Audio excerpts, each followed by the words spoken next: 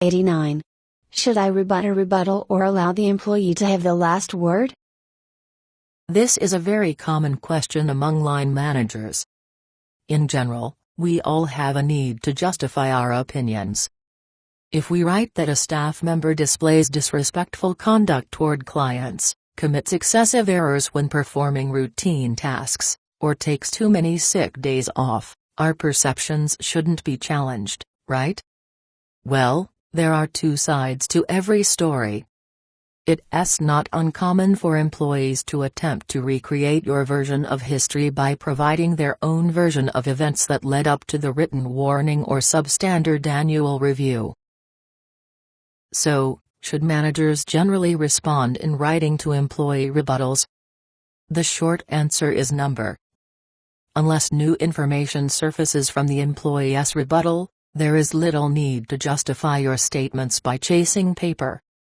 Simply stated, you don't want to keep going back and forth on paper as to who's right and who's wrong. The original document stands, the employee writes a rebuttal. Then both documents are placed into the employee's personnel file. Period. Tell me more.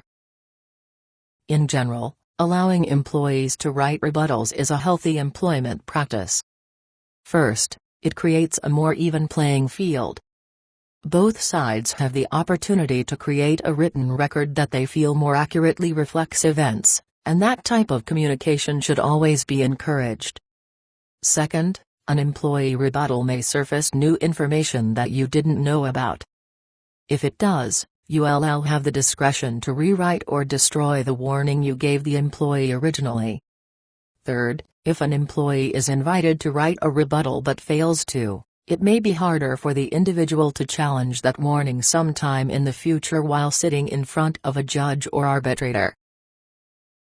Here's how to avoid the problem from the outset. Before you meet with an employee to give her a written warning, discuss your intentions and your concerns. Tell your subordinate, "Ann, I'm conducting this meeting because it appears to me that a written warning will be necessary. Before I sit down to write it, I want to learn your side of the story. There may be extenuating circumstances that I'm not aware of. Assuming that there aren't extenuating circumstances to change your course of action, write the warning after your meeting with the employee. By doing so, you'll show that you're a fair arbiter of workplace disputes. You'll demonstrate that you listen to both sides of a story before reaching a conclusion.